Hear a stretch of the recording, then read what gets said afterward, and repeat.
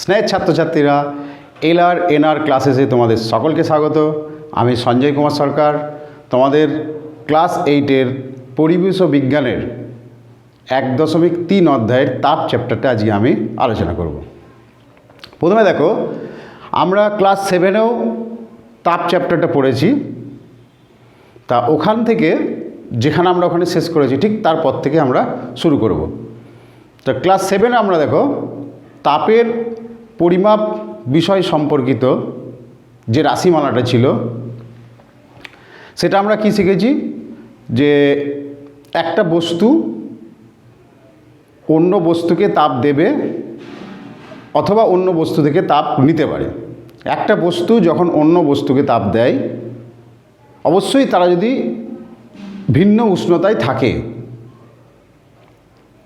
যখন একটা বস্তু অন্য বস্তুকে তাপ দিচ্ছে সেটাকে আমরা বলি গৃহীত তাপ, আর যদি একটা বস্তু অন্য বস্তুকে তাপ নেয় সেটাকে আমরা বলি বর্জিত তাপ।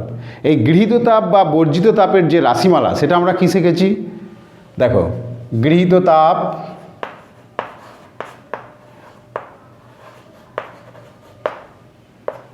বা বর্জিত তাপ,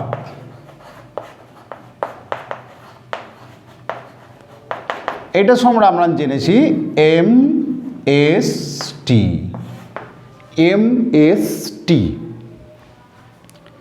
এখন দেখো এইটা, এই যে M বস্তুর ভর, S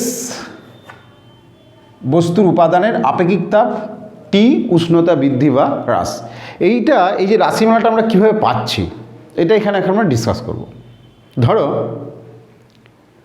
একটা বস্তুর M ভর, তার উষ্ণতা T ডিগ্রি C বৃদ্ধি করতে, তাহলে M ভরের একটা বস্তু T ডিগ্রি C উষ্ণতা বাড়াতে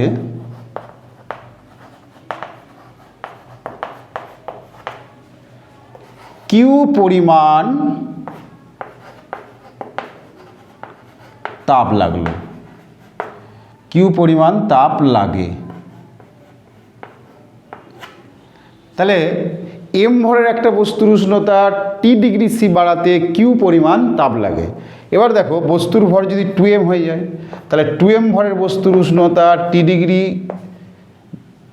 C উষ্ণতা বাড়াতে তাহলে কত তাপ লাগবে, 2Q পরিমাণ তাপ লাগবে।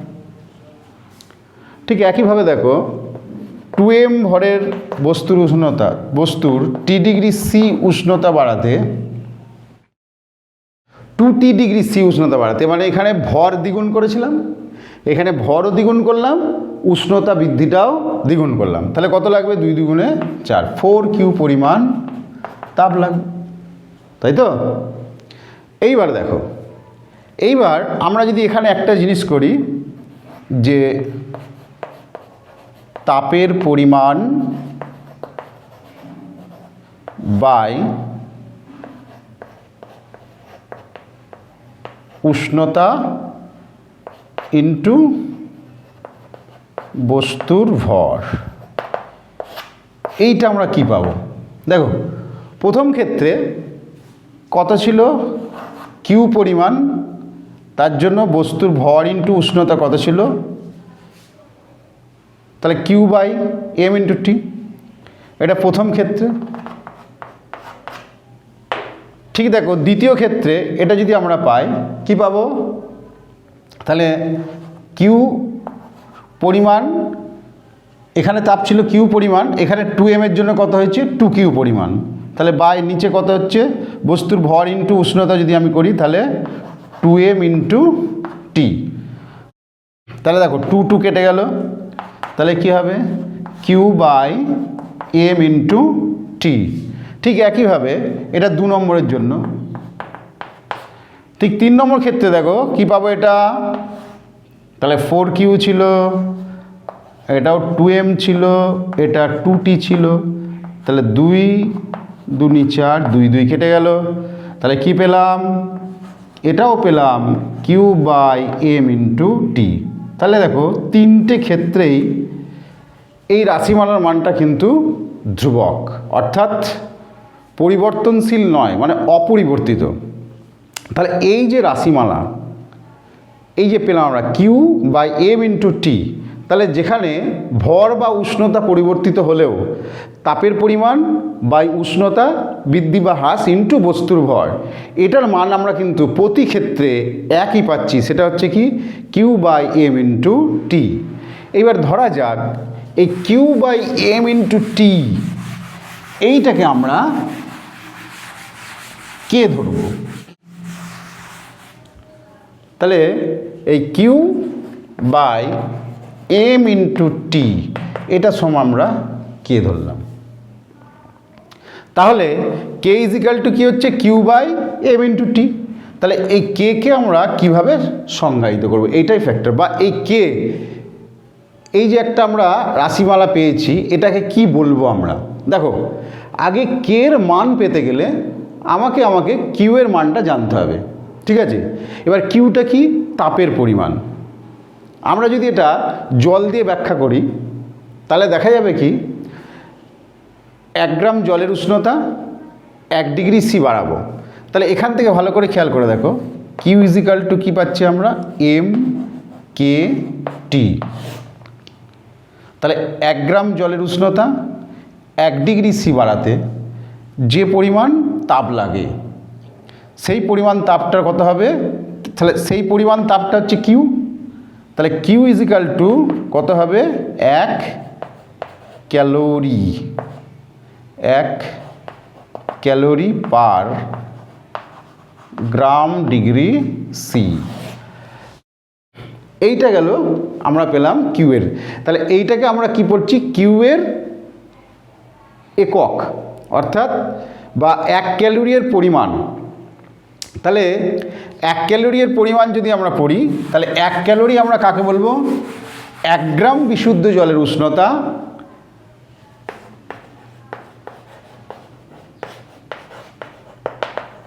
1 গ্রাম বিশুদ্ধ জলের উষ্ণতা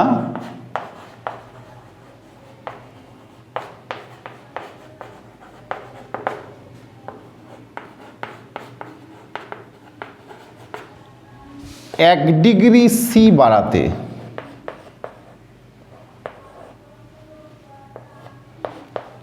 যে পরিমাণ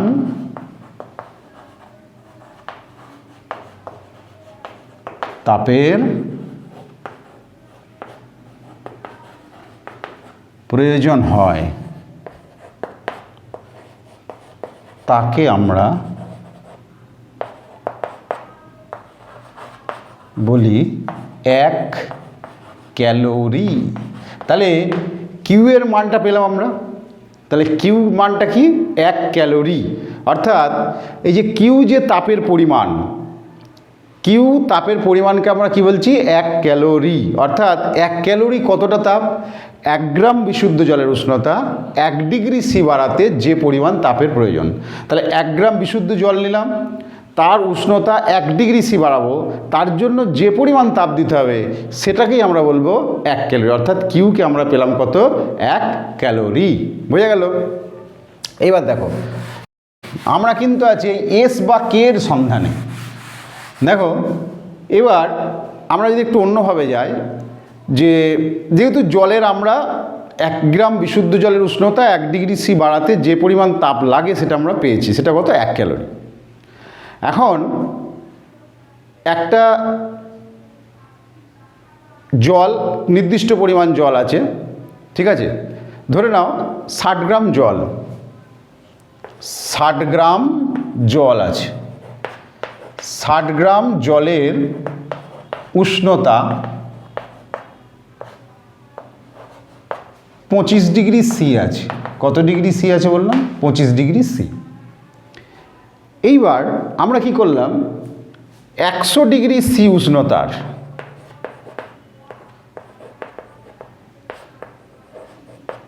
100 ডিগ্রি সি উষ্ণতার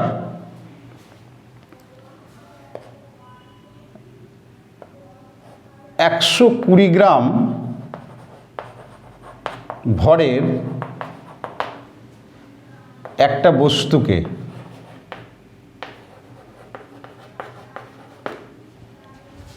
তাহলে দেখো 60 গ্রাম জলের উষ্ণতা আছে কত, 25 ডিগ্রি সি।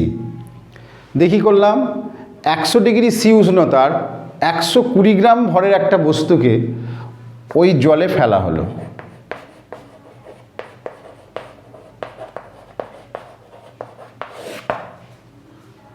দেখো তাহলে 60 গ্রাম জল আছে, জলের উষ্ণতা কত? 25 ডিগ্রি সি। 100 ডিগ্রি সি উষ্ণতার 100 গ্রাম ভরের একটা বস্তু, অন্য একটা বস্তুকে আমি জলের মধ্যে ফেলেছি। তাহলে আমরা জানি দুটো বিভিন্ন উষ্ণতার বস্তু যদি পরস্পরের সংস্পর্শে থাকে, যার উষ্ণতা বেশি সেখান থেকে তাপ বেরিয়ে যাবে। তাহলে নিশ্চিত এখানে যেটা হবে, এই যে উষ্ণতার বস্তু 100 ডিগ্রি সি উষ্ণতার যে বস্তু আছে সেখান থেকে তাপ কিন্তু জলে যাবে, জলে যাবে। তাপ বেশি উষ্ণতার বস্তু থেকে কম উষ্ণতার বস্তুর দিকে যায়। তাহলে দেখো এই যে জলে যে তাপ যাচ্ছে কতক্ষণ যাবে? এটা যতক্ষণ না উভয়ের উষ্ণতা সমান হচ্ছে। আমি ধরে নিলাম উভয়ের উষ্ণতা এতে হলো কত ডিগ্রি? 50 degree C. যখন 50 ডিগ্রি সি উষ্ণতা হয়ে গেল উভয়ের উষ্ণতা, তখন কিন্তু তাপের আদান প্রদানটা হবে না, যেহেতু দুটোই একই উষ্ণতায় এসেছে। এইবার আমরা যদি এখানে খেয়াল করি যে জল তাপ নিল, অন্য বস্তুটা তাপ হারালো, তাহলে জল যে তাপ নিল সেটাকে আমরা বলবো গৃহীত তাপ, অন্য বস্তু তাপ হারালো সেটাকে আমরা বলবো বর্জিত তাপ। তাহলে আমরা যদি একটু জিনিস খেয়াল করি যে জল কর্তৃক গৃহীত তাপ কত হলো? জল কর্তৃক গৃহীত তাপ কত হলো? তাহলে দেখো এমএসটি আমরা আগে পড়েছি, গৃহীত তাপ বা বর্জিত তাপ সমান এমএসটি। এম বস্তুর ভর, তাহলে 60, এস মানে জলের আপেক্ষিক তাপ, 1 আমরা পড়লাম ক্যালোরি। আচ্ছা, উষ্ণতা বৃদ্ধি কত হলো? 50 মাইনাস 25। কেন করলাম এটা? দেখো জলের উষ্ণতা ছিল 25 ডিগ্রি সি, হলো 50 ডিগ্রি সি, তাহলে এর উষ্ণতা কতটা বাড়লো? 50 মাইনাস 25, তাই তো? তাহলে জল কর্তৃক গৃহীত তাপ কত হলো? এত ক্যালোরি হবে। বেশ, তাহলে এটা 60 ইন্টু এটা বাদ দিলে কত হবে? 25, তাহলে সমান কত হবে? 1500। দেখো তাহলে জল কর্তৃক গৃহীত তাপ এমএসটি, বস্তুর ভর মানে জলের ভর 60 গ্রাম, জলের আপেক্ষিক তাপ 1, আর এই যে 25 ডিগ্রি সি ছিল হলো 50, তাহলে উষ্ণতা কতটা বাড়লো? 50 মাইনাস 25 সমান হচ্ছে 25। এবার এটা গুণ করে দাও, তাহলে কত বেরোলো? 1500 ক্যালোরি। এবার এটা জল কর্তৃক গৃহীত তাপ। এখন এই যে বস্তুর উষ্ণতা বেশি ছিল সে তাপ বর্জন করেছে, তাহলে বেশি উষ্ণতার বস্তু বা বস্তু কর্তৃক বর্জিত তাপ আমরা যদি বার করি, বর্জিত তাপ কি পাবো? দেখো তো এখানে বস্তুটার ভর কত? 120, তাহলে 120 ইন্টু এর উষ্ণতা ছিল কত? 100 ডিগ্রি, হয়েছে কত? 50 ডিগ্রি, তাহলে 100 মাইনাস 50, 100 মাইনাস 50, তাহলে এর উষ্ণতাটা 100 ডিগ্রি থেকে কমে কত হয়েছে? 50 ডিগ্রি। তাহলে এর উষ্ণতা কতটা কমেছে? 100 মাইনাস 50। আর এর যে এসটা সেটা আমরা জানি না, আগে এসটা দিই, সেটা আমরা জানি না, তাই তো? তাহলে এটা কত হবে? এত ক্যালোরি। এটা বস্তুর এস, তাহলে দেখো 120 ইন্টু এস ইন্টু এটা আমরা কত পাবো? 50 পাবো, এত ক্যালোরি হলো। এবার এটাকে যদি আমরা করে দিই তাহলে কত পাবো? 5 12 60, তাহলে কত পাচ্ছি? 6000 ক্যালোরি। আচ্ছা, 5 6000 এস, 5 12 60 0 0, তাহলে 6000 আছে আর এসটা আছে 6000 এস ক্যালোরি।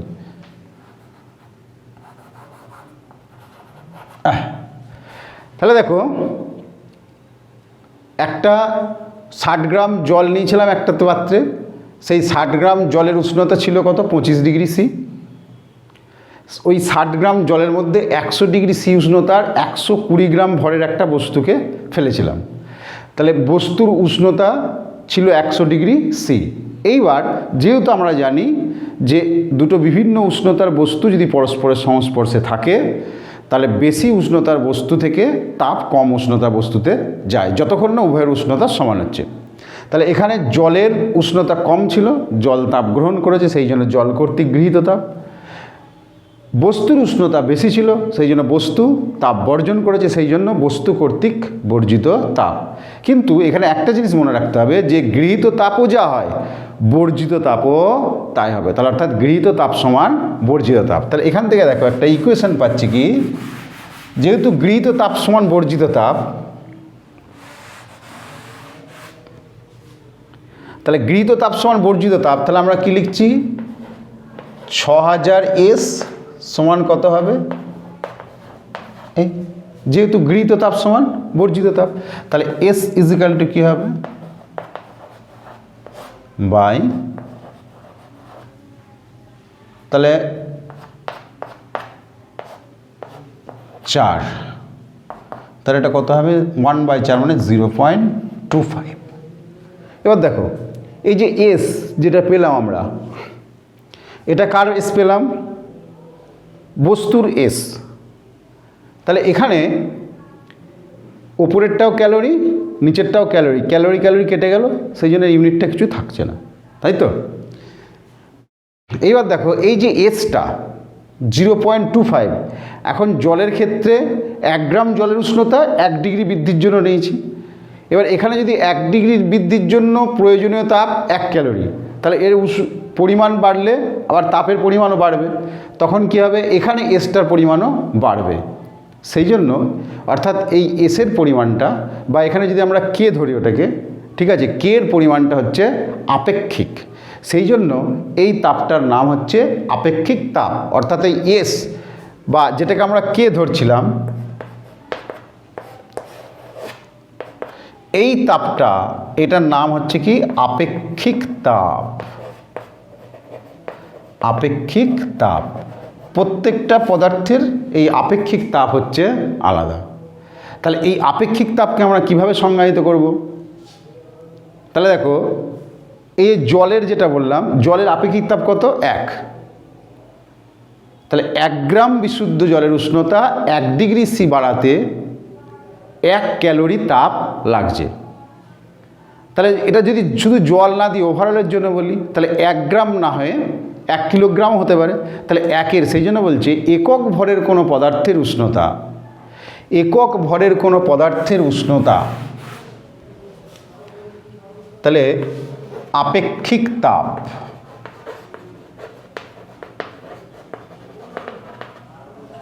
তাহলে কি লিখব? একক ভরের কোনো পদার্থের উষ্ণতা,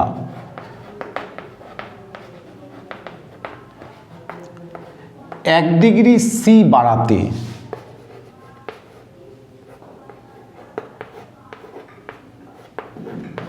যে পরিমাণ তাপের প্রয়োজন হয় তাকে ওই পদার্থের আপেক্ষিক তাপ বলে। বুঝে গেল? তাহলে দেখা গেল জলের জন্য কত হয়েছিল? 1, অর্থাৎ 1 গ্রাম বিশুদ্ধ জলের উষ্ণতা 1 ডিগ্রি সি বাড়াতে 1 ক্যালোরি তাপ পেয়েছিলাম। তাহলে জলের আপেক্ষিক তাপ হচ্ছে কত? 1। এবার ওর ইউনিটটা কী হবে? Calorie per gram degree C, অর্থাৎ 1 ক্যালোরি লাগছে 1 গ্রামের জন্য 1 ডিগ্রি সি বাড়াতে। বুঝে গেল? তাহলে যেহেতু এটা জল নয়, ওভারঅলের জন্য সংজ্ঞা বলছি, যে কোনো পদার্থের জন্য, তাহলে কি করবো? 1 গ্রাম বা 1 কিলোগ্রাম যাই হোক, একে যখন মানটা হবে সেটাকে আমরা বলবো একক ভরের। তাহলে একক ভরের কোনো পদার্থের উষ্ণতা 1 ডিগ্রি সি বাড়াতে যে পরিমাণ তাপের প্রয়োজন হয় তাকে বলা হবে ওই পদার্থের আপেক্ষিক তাপ। দেখো এইটা দিয়ে অঙ্ক আসতে পারে। যখন আমরা তো এটাকে যে অঙ্কের জন্য বলতাম, তাহলে কি বলতাম যে 60 গ্রাম জলের উষ্ণতা 25 ডিগ্রি সিতে আছে, বা 25 ডিগ্রি সি উষ্ণতা 60 গ্রাম জল আছে, ওখানে 100 ডিগ্রি সি উষ্ণতার 120 গ্রাম ভরের একটা বস্তুকেই জলের মধ্যে ফেলা হলো, চূড়ান্ত উষ্ণতা 50 ডিগ্রি সি হলো। তাহলে ওই পদার্থের আপেক্ষিক তাপ কত? আমরা এই পদ্ধতিতেই নির্ণয় করতাম। আমরা কি করতাম? জল কর্তৃক গৃহীত তাপ বার করতাম, বস্তু কর্তৃক বর্জিত তাপ বার করতাম। দেখা গেলো ওটা বস্তুর বদলে কোনো উপাদান দেওয়া থাকতো, লোহা বা তামা দেওয়া থাকতো, তাহলে ওই বস্তুর বর্জিত তাপ, এবার যেহেতু আমরা জানি গৃহীত তাপ সমান বর্জিত তাপ, অতএব এটা সমান লিখতাম, অতএব এস সমান বা কে সমান এইটা, তাহলে ওই বস্তুর আপেক্ষিক তাপ বেরিয়ে যাবে। এই পদ্ধতিতে আমরা অঙ্কগুলো সলভ করব। এবার দেখো তোমাদের বইয়েতে কিছু কিছু অঙ্ক আছে সেগুলো আমি দু একটা দেখাচ্ছি এখান থেকে। এবার দেখো তোমাদের বইয়েতে যে আছে 400 গ্রাম অ্যালুমিনিয়ামের উষ্ণতা 30 ডিগ্রি সি থেকে 70 ডিগ্রি সি করা হলো, তাহলে গৃহীত তাপ, তাহলে গৃহীত তাপ, তাহলে গৃহীত তাপ সমান কী হবে? তাহলে এম এস টি বা এম কে টি, এম বস্তুর ভর কত 400 ইন্টু অ্যালুমিনিয়ামের এস 0.21। এবার দেখো এই যে উষ্ণতার পার্থক্যটা, অর্থাৎ কতটা বেড়েছে, 30 ছিল 70 হয়েছে, তাহলে আমরা কি করে পাবো? বাড়া বা কমা যাই থাক, বেশিটা থেকে কমটা বিয়োগ দিয়ে দেবো। এখানে অনেক সময় কমতেও পারে, যাই থাক বেশি উষ্ণতা থেকে কম উষ্ণতা বিয়োগ দিলে ওটাই টি হয়ে যাবে, বোঝা গেল? তাহলে এত ক্যালোরি তাপ বার করছি যখন, ক্যালোরি, তাহলে এটা কত হবে? 400 ইন্টু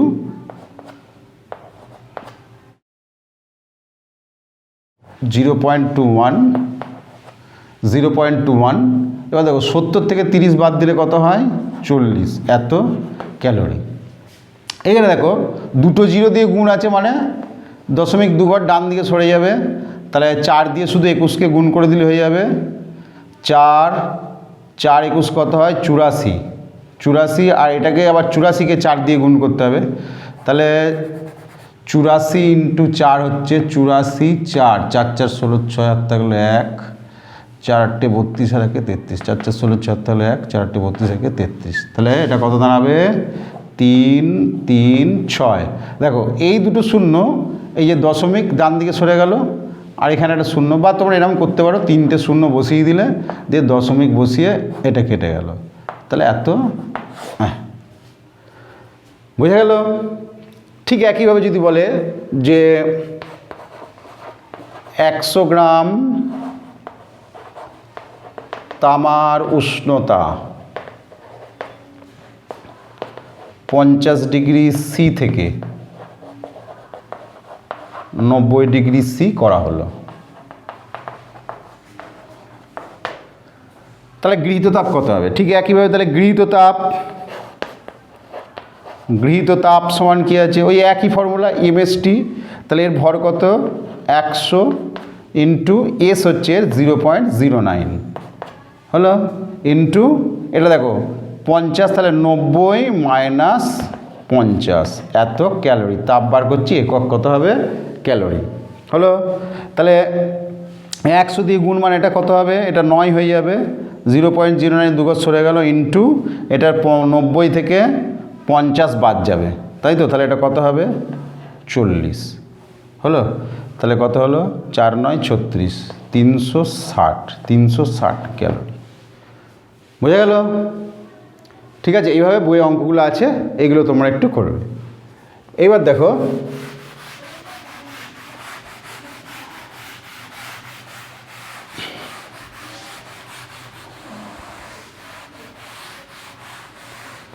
এইবার আমরা একটু অন্য দিকে আসবো, সেটা হচ্ছে অবস্থার পরিবর্তন ও লিনতাপ। অবস্থার পরিবর্তন ও লিনতাপ। দেখো একটা জিনিস বুঝতে হবে যে এই যে অবস্থার পরিবর্তন বলছে, অবস্থার পরিবর্তন বলতে একটা পদার্থ সাধারণত 3টে অবস্থায় থাকতে পারে, কঠিন, তরল, গ্যাসীয়। তাহলে কঠিন, তরল এবং গ্যাসীয় এই তিনটে অবস্থায় থাকতে পারে। এখন দেখা গেল যে যেমন আমরা যদি সহজ হাতের কাছে যে জিনিসটা জল দিয়ে যদি বোঝাই, তাই দেখো জল সাধারণ অবস্থা হচ্ছে তরল, একে কঠিন অবস্থা হচ্ছে এর বরফ, আর এর বায়বীয় বা বাষ্পীভূত হলে যেটা হয় বা গ্যাসীয় অবস্থা যেটা সেটা হচ্ছে জলীয় বাষ্প। তাহলে দেখা গেল জল সাধারণ অবস্থায় তরল থাকছে, এটাকে যখন আমরা বরফ করছি অর্থাৎ কঠিনে রূপান্তরিত করছি তখন একে কি দিতে হচ্ছে, তাপ নিষ্কাশন করতে হচ্ছে, দিতে হচ্ছে না, তাপ নিষ্কাশন করতে হচ্ছে। ঠিক একইভাবে এটাকে যখন আমরা বাষ্প করতে চাইছি বা গ্যাসীয় অবস্থায় নিয়ে যেতে চাইছি তখন এখানে কি করতে হচ্ছে, তাপ প্রয়োগ করতে হচ্ছে। তাহলে এই যে বলছে অবস্থার পরিবর্তন ও লীন তাপের ধারণা, তাহলে এখানে অবস্থার পরিবর্তন অর্থাৎ একটা পদার্থকে এক অবস্থা থেকে অন্য অবস্থায় নিয়ে যাওয়া যায়, তার জন্য হয় তাপ দিতে হবে অথবা তাপ নিষ্কাশন করতে হবে। তাহলে তাপ দিলে বা তাপ নিলে পদার্থটার অবস্থার পরিবর্তন হয়। এখন ঘটনা হচ্ছে যে এই পদার্থের যখন অবস্থার পরিবর্তন আমরা করব, প্রত্যেকটা পদার্থের জন্য একটা নির্দিষ্ট উষ্ণতা আছে। দেখা গেল কঠিন পদার্থ, তাকে তাপ দিলাম, সে গলবে, তাপ দেওয়ার সাথে সাথে কিন্তু গলবে না। তাপ দিয়ে যতক্ষণ না ওর নির্দিষ্ট উষ্ণতায়, গলনের জন্য যে নির্দিষ্ট উষ্ণতা সেটায় পৌঁছাচ্ছি ততক্ষণ পর্যন্ত কিন্তু সে গলবে না।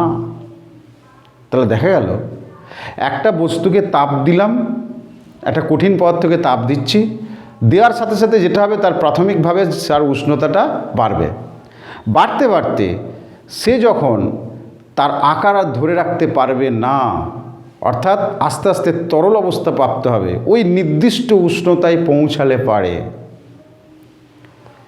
তাহলে ওই নির্দিষ্ট উষ্ণতায় পৌঁছানোর পর তারপর সে আস্তে আস্তে তরল অবস্থা প্রাপ্ত হবে। এখন দেখা যাবে যে এই যে প্রক্রিয়াটা, অর্থাৎ একটা কঠিন বস্তুকে তাপ দিলাম, সে গলতে শুরু করলো, এই প্রক্রিয়াটার নাম হচ্ছে গলন। এই প্রক্রিয়াটার নাম হচ্ছে গলন। অর্থাৎ গলন হচ্ছে একটা প্রক্রিয়া। তাহলে একে যদি আমরা বলি যে গলন কাকে বলে, তাহলে যেহেতু এটা একটা প্রক্রিয়া তাহলে আমরা শুরু করব কি, যে প্রক্রিয়ায় কোনো কঠিন পদার্থ গলে তরলে পরিণত হয় তার জন্য কি দিতে হয়, তাপ প্রয়োগ করতে হয়। তাহলে যে প্রক্রিয়ায় তাপ প্রয়োগে কঠিন পদার্থ গলে তরলে পরিণত হয়, তাহলে যে প্রক্রিয়ায়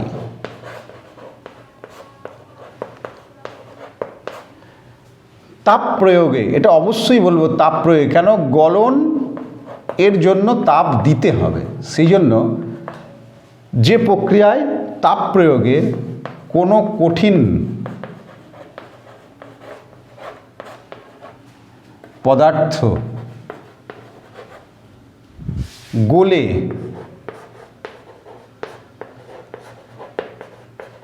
তরলে পরিণত হয়।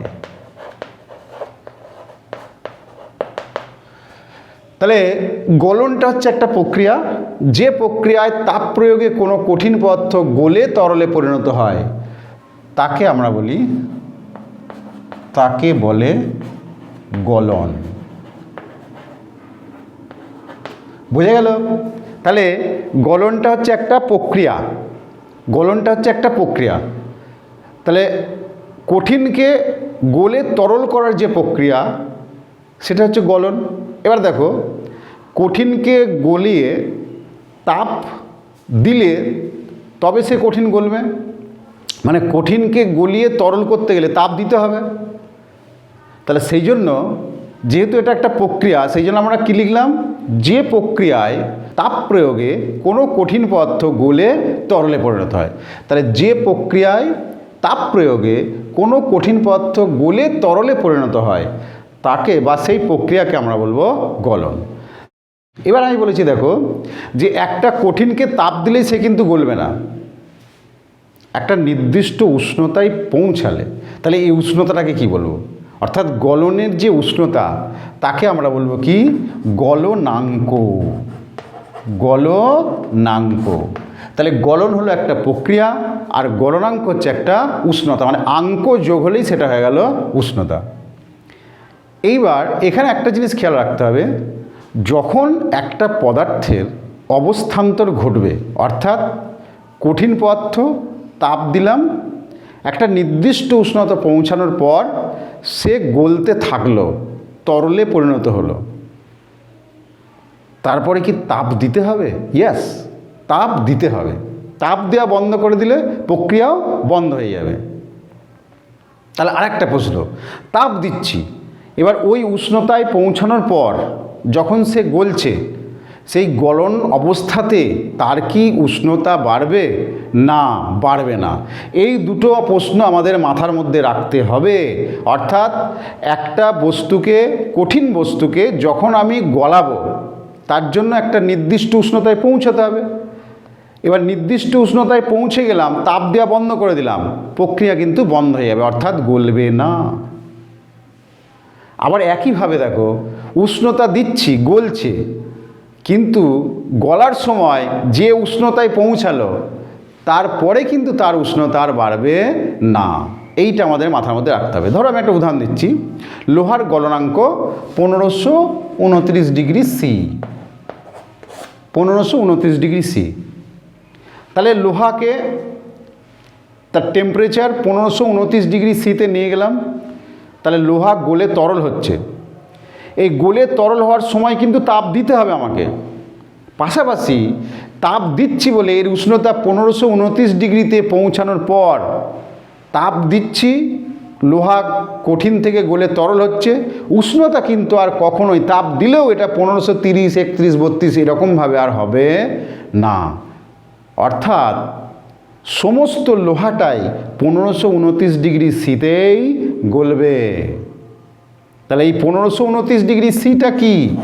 এইটাই হচ্ছে লোহার গলনাঙ্ক। তাহলে ভালো করে খেয়াল করে দেখো, একটা কঠিন পদার্থ যখন তার গলনাঙ্কে পৌঁছে যাবে, তারপরে তার কিন্তু উষ্ণতা আর বাড়বে না, যদিও তাকে গলানোর জন্য তাপ দিতে হবে। অর্থাৎ যতটা পরিমাণ ওই কঠিন পদার্থটা থাকবে, সমস্ত পরিমাণটা যতক্ষণ না গলছে তার উষ্ণতার কোনো পরিবর্তন হবে না। বোঝা গেল? তাহলে আমরা গলনাঙ্ককে তাহলে কিভাবে সংজ্ঞায়িত করব? তাহলে গলনাঙ্ক মানে উষ্ণতা। তাহলে এইবার গলাতে গেলে তাপ দিতে হবে, তাহলে তাপ প্রয়োগে, তাপ প্রয়োগে, ভালো করে খেয়াল করো, তাপ প্রয়োগে যে নির্দিষ্ট উষ্ণতায়, যে নির্দিষ্ট উষ্ণতায়, দেখো যে নির্দিষ্ট উষ্ণতায় মানে এই যে লোহার গলনাঙ্ক কত? 1529 ডিগ্রি সি। তাহলে এই 1529 ডিগ্রি সিতেই লোহা গলবে। তাহলে তাপ প্রয়োগে যে নির্দিষ্ট উষ্ণতায় কোনো কঠিন পদার্থের সমস্ত অংশ গলে তরলে পরিণত হয়, সেই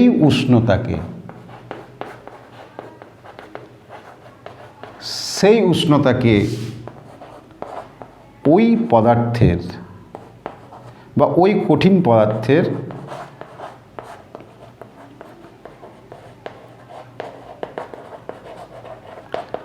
গলনাঙ্ক বলে। তাহলে দেখো, গলন একটা প্রক্রিয়া, সেই জন্য আমরা প্রথমে শুরু করেছিলাম যে প্রক্রিয়ায়। তাহলে যে মানে যাকে আমরা বলতে যাব তাকে নির্দেশ করছে। তাহলে এখানে দেখো গলনাঙ্ককে বলছি, তাহলে গলনাঙ্কটা একটা কি? টেম্পারেচার বা উষ্ণতা। তাহলে সেই জন্য যে নির্দিষ্ট উষ্ণতায় বলেছি। তাহলে কঠিন গলে তরল হবে, তার জন্য তাপ দিতে হবে, সেই জন্য বলা আছে তাপ প্রয়োগে। তাহলে তাপ প্রয়োগে যে নির্দিষ্ট উষ্ণতায় কোনো কঠিনের সমস্ত অংশ, দেখো এখানে একটা আন্ডারলাইন করেছি, কেন আমি প্রথমেই বলেছি যখন একটা বস্তু, কঠিন বস্তু তার গলনাঙ্কে পৌঁছাবে, তারপর তাকে তাপ দিলেও তার উষ্ণতা কখনো পরিবর্তন হবে না যতক্ষণ না তার সমস্ত অংশটা গলে তরল হচ্ছে। সেই জন্য বলতে হবে কি, সমস্ত অংশ গলে তরলে পরিণত হয়, সেই উষ্ণতাকে ওই কঠিন পদার্থের গলনাঙ্ক বলে। বোঝা গেল কি বললাম?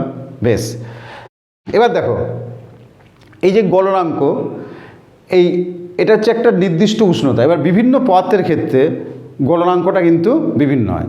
যেমন ধরো বরফ, এর যে গলনাঙ্ক, এর গলনাঙ্ক কত? 0 ডিগ্রি সি।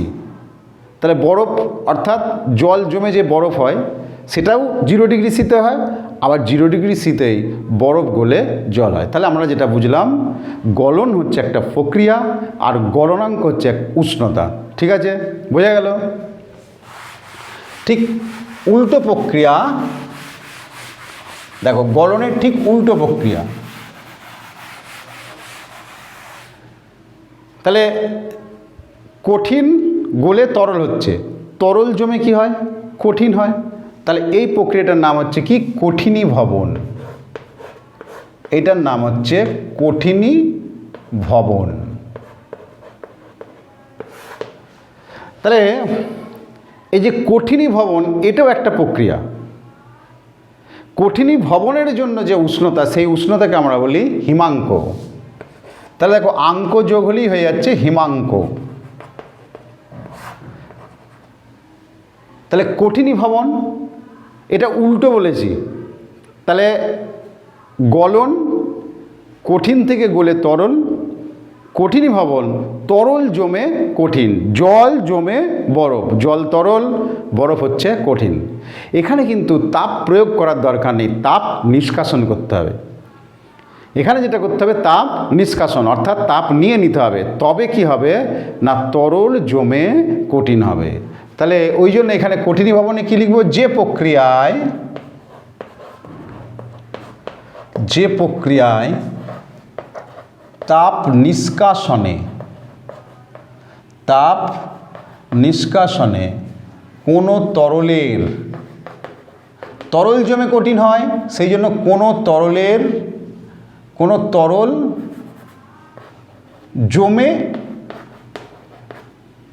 তরল জমে কঠিনে পরিণত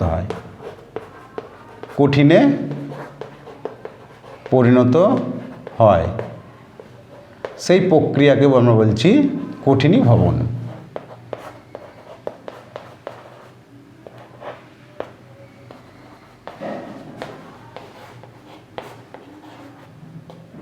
কঠিনীভবন, বুঝে গেল? তাহলে গলন যেমন একটা প্রক্রিয়া, ঠিক এর উল্টো বিপরীত প্রক্রিয়া, অর্থাৎ তরল থেকে কঠিনে আসবো, তার জন্য আমাকে কি করতে হবে? তাপ নিষ্কাশন করতে হবে, তাপ প্রয়োগে হবে না। তাহলে ওই জন্য আমরা প্রথমেই বলেছি যে প্রক্রিয়ায় তাপ নিষ্কাশনে কোনো তরল জমে কঠিনে পরিণত হয়, সেই প্রক্রিয়াকে বলা হচ্ছে কঠিনীভবন। এবার দেখো কঠিনীভবনের জন্য যে উষ্ণতা, সেটা হচ্ছে হিমাঙ্ক। যেমন জলের হিমাঙ্ক বলি, অর্থাৎ জল জমে বরফ যে উষ্ণতায় হয় সেটা হচ্ছে জলের হিমাঙ্ক। একই জিনিস এখানে চেঞ্জ অফ স্টেট, অর্থাৎ অবস্থার পরিবর্তন, এর জন্য কিন্তু উষ্ণতার হেরফের হবে না। অর্থাৎ একটা নির্দিষ্ট উষ্ণতায় ও জমে কঠিন হচ্ছে, কিন্তু তাপ নিষ্কাশন করছি, তাপ নিষ্কাশন সত্ত্বেও ওর টেম্পারেচার কিন্তু আর নামবে না, অর্থাৎ উষ্ণতা কিন্তু আর কমবে না। সেই জন্য এখানে তাহলে আমি হিমাঙ্ককে কীভাবে সংজ্ঞায়িত করব? একই জিনিস। তাহলে কি এখানে তাপ দিতে হবে না, তাপ নিষ্কাশনে যে নির্দিষ্ট উষ্ণতায়, ওই উষ্ণতাতেই ও জমবে, এবং সমস্ত অংশটা জমবে। সেই জন্য বলা হচ্ছে তাপ নিষ্কাশনে যে নির্দিষ্ট উষ্ণতায় কোনো তরল পদার্থের সমস্ত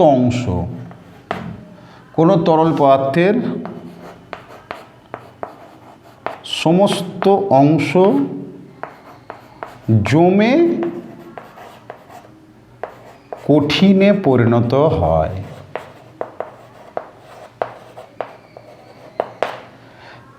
তাহলে তাপ নিষ্কাশনে যে নির্দিষ্ট উষ্ণতায় কোনো তরল পদার্থের সমস্ত অংশ জমে কঠিনে পরিণত হয় সেই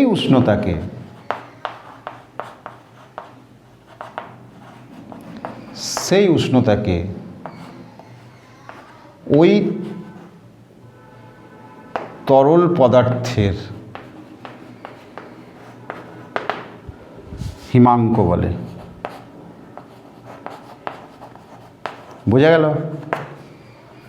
তাহলে এখানে তাপ নিষ্কাশন করতে হবে এবং তাপ নিষ্কাশনের জন্য কিন্তু উষ্ণতা আর নিচে নামবে না, যেহেতু তার হিমাঙ্কে পৌঁছে গেছে। আমি বারবার বলছি, এটা আমাদের মাথার মধ্যে রাখতে হবে যে অবস্থার পরিবর্তনের সময় উষ্ণতার কোনো পরিবর্তন হবে না, সেটা কঠিন থেকে তরল হোক বা তরল থেকে কঠিনে পরিণত হোক।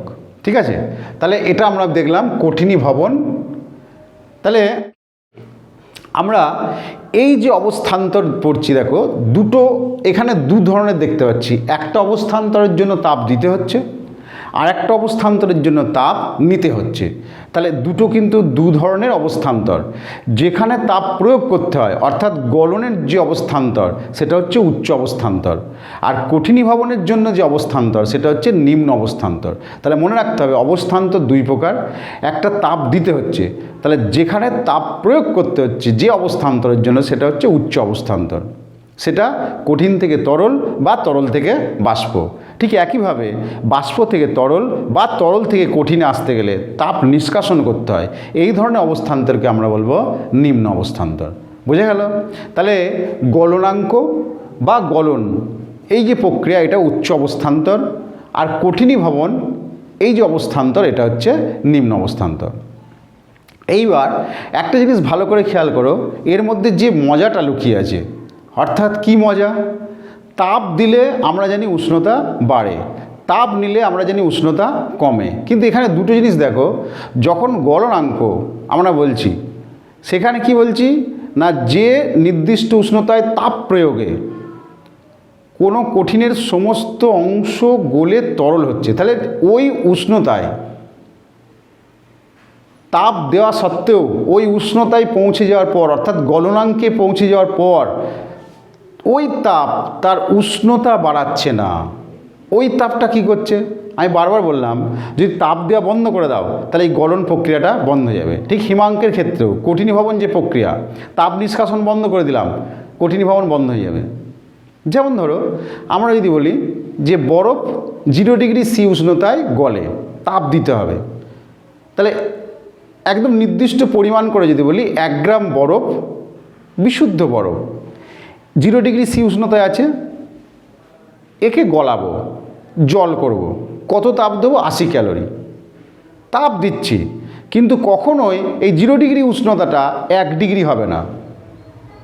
তাহলে দেখো এই তাপটা, এই যে 80 ক্যালোরি তাপটা 0 ডিগ্রি সি উষ্ণতায় 1 গ্রাম বরফকে গলাতে 80 ক্যালোরি তাপ দিচ্ছি, এই তাপটা কি করছে?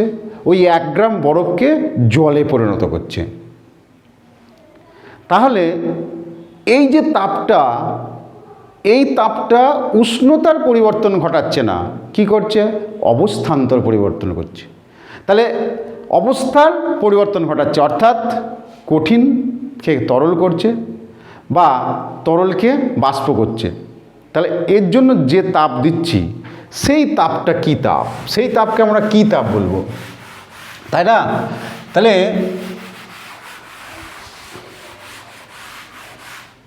সেই তাপটার নাম হচ্ছে লিন তাপ।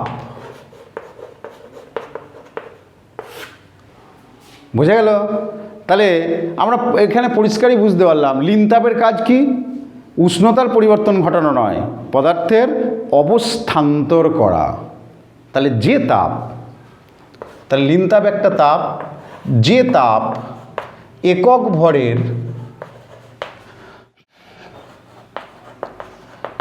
ভরের কোনো পদার্থের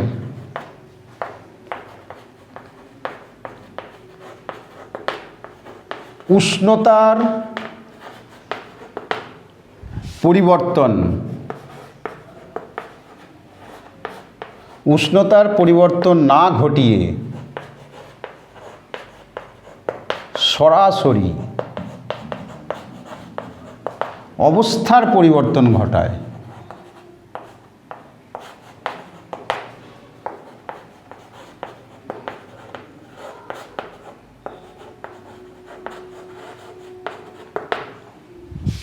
সেই তাপকে আমরা বলি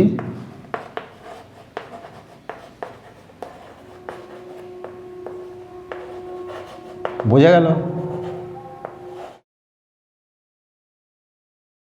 দেখো তাহলে আমরা লীন তাপকে কিভাবে সংজ্ঞায়িত করছি?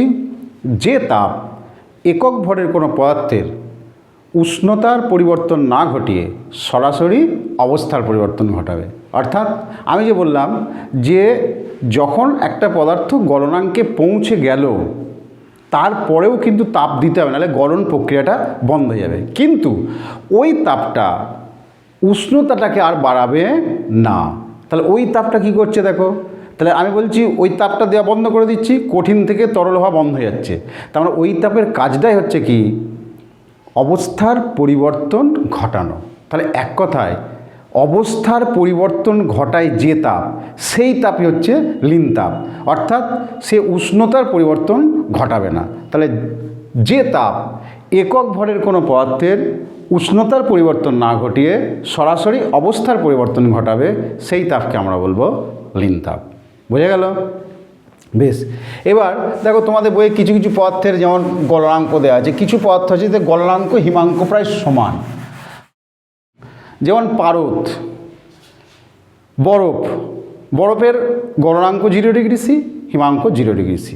পারদের 39.5, আবার এখানে দেখো এরও 39.5 হিমাঙ্ক গলনাঙ্ক। যেমন সোনা 1063 ডিগ্রি সি, আবার হিমাঙ্ক কত 1063 ডিগ্রি। তামা 1083 ডিগ্রি সি, এই গলনাঙ্ক হিমাঙ্ক এরও 1083 ডিগ্রি সি। তাহলে এগুলো আমরা কিছু কিছু পদার্থের ক্ষেত্রে দেখে নেব। এইবার এইখানে একটা জিনিস আমাদের পড়তে হবে যে এই যে গলনে বা কঠিনীভবনের ফলে আয়তনের পরিবর্তন কিভাবে হয় দেখো।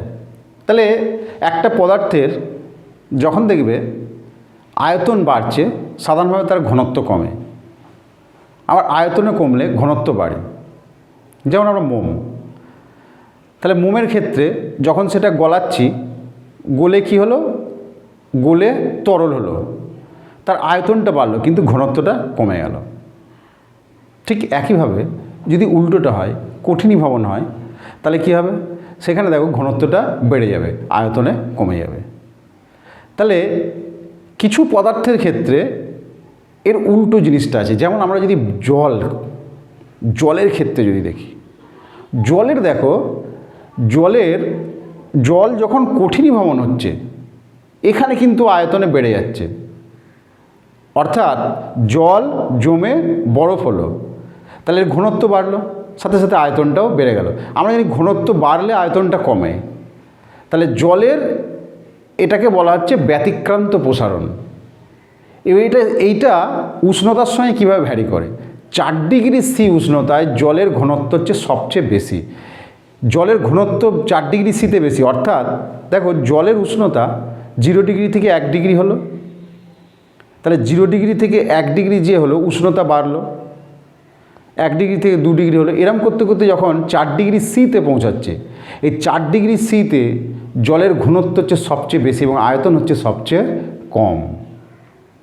আবার 4 ডিগ্রি থেকে 5 ডিগ্রি পরে যখন আবার যাচ্ছে, উষ্ণতা যখন বাড়ছে, এক্ষেত্রে কিন্তু ঘনত্ব কমছে, আয়তনে বাড়ছে। তাহলে এটাকে বলে জলের ব্যতিক্রান্ত প্রসারণ। এবার এই যে জল জমে বরফ হচ্ছে, অর্থাৎ ঘনত্ব বাড়ার সাথে সাথে তার আয়তনও বাড়ছে, এক্ষেত্রে কিন্তু কিছু সুবিধা এবং কিছু অসুবিধা আছে। এই প্রশ্নটা খুব ইম্পর্টেন্ট। তাহলে দেখো এর সুবিধাটা কি, অসুবিধাটা কি। প্রথমে দেখো জল জমে বরফ হওয়ার যে অসুবিধাগুলো বলি, যে শীত প্রধান দেশে বেশিরভাগ সময় কি হয়, টেম্পারেচার 0 ডিগ্রি সিতে বা উষ্ণতা 0 ডিগ্রি সিতে পৌঁছে যায় অনেক সময় নামতে নামতে। তাহলে যখন 0 ডিগ্রি সিতে পৌঁছালো, 0 ডিগ্রিতে সিতে পৌঁছানো মানে এবার কী হবে, তাপ নিষ্কাশন নেই, জল জমে বরফ হবে। এবার জল জমে বরফ হলে কী হবে, আয়তনে বাড়বে। তাহলে অসুবিধাটা কি হয়, ধরো যখন পাইপের মাধ্যমে জল সরবরাহ করা হয় বাড়ি বাড়ি, তাহলে সেই পাইপের যে জল আছে সেটা যখনই 0 ডিগ্রি পৌঁছাবে এবং টেম্পারেচার নামতে থাকবে তখন সেটা জমে বরফ হবে। এর ফলে কী হবে, পাইপ ফাটিয়ে দেবে, অর্থাৎ জল সরবরাহের পাইপগুলো কী হয়, ফেটে যেতে পারে। এইটা একটা অসুবিধা। অনেক সময় দেখায় যে আমরা যে পাহাড়ি এলাকায় যে গাড়িগুলো চড়ি তার রেডিয়েটারে যে জল দিতে হয়, সেই রেডিয়েটারে যে জল থাকে সেটা দেখা গেল কমে গেল, টেম্পারেচার 0 ডিগ্রিতে চলে এলো, ওই যে রেডিয়েটারের জল বরফ হয়ে গেল, রেডিয়েটার ফাটিয়ে দিল। এটাও এক ধরনের অসুবিধা।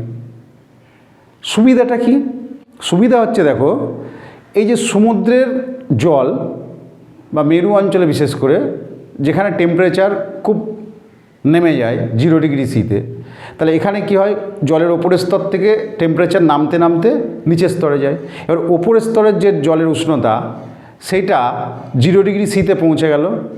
এবার উষ্ণতা 0 ডিগ্রি সিতে পৌঁছালে কী হবে, ওপরের স্তরের জল বরফ হবে। তাহলে ওপরের স্তরের জল যখন বরফ হবে, যেহেতু বরফ আয়তনে বেড়ে যাচ্ছে, অর্থাৎ ডেনসিটি কমে যাচ্ছে, ঘনত্ব কমে যাচ্ছে, তখন কি হয় না, ওই জলের ওপরে বরফটা ভাসতে থাকে। এর ফলে জলচর মানে ওই যে বরফটা জলে কিন্তু ডুবে নিচে যাচ্ছে না, তাহলে জলচর প্রাণীরা কী হচ্ছে, খুব স্বাচ্ছন্দ্যে মাসতে পারে। এইটা আমাদের হচ্ছে জল জমে বরফ হলে আয়তনের সুবিধা অসুবিধা। আয়তনে যে বেড়ে যায় তার জন্য যে সুবিধা অসুবিধা এটা হয়, ঠিক আছে। এবার দেখো আমরা দেখব গলনাঙ্কের ওপর চাপের প্রভাব কী। একই জিনিস এখানে দুভাবে, কিছু পদার্থ আছে যারা কঠিন থেকে তরলে পরিণত হওয়ার সময় আয়তনে বেড়ে যায়, আর কিছু পদার্থ আছে ঠিক উল্টোটা, মানে যেমন জলের ক্ষেত্রে দেখলাম যে সাধারণত কি হয়, তরল কঠিন থেকে তরল হচ্ছে আয়তনে বাড়বে, কিন্তু বরফ কঠিন অবস্থা, জল হচ্ছে আয়তনে কমে যাচ্ছে। তাহলে চাপের প্রভাব এদের দুইয়ের ওপর কেমন, যারা কঠিন থেকে তরলে পরিণত হলে আয়তনে বাড়ে তাদের ক্ষেত্রে চাপ বাড়ালে গলনাঙ্ক বাড়ে। এইটা মনে রাখার সুবিধা, যারা আয়তনে বাড়ে তাদের ক্ষেত্রে চাপ বাড়ালে গলনাঙ্ক বাড়ে।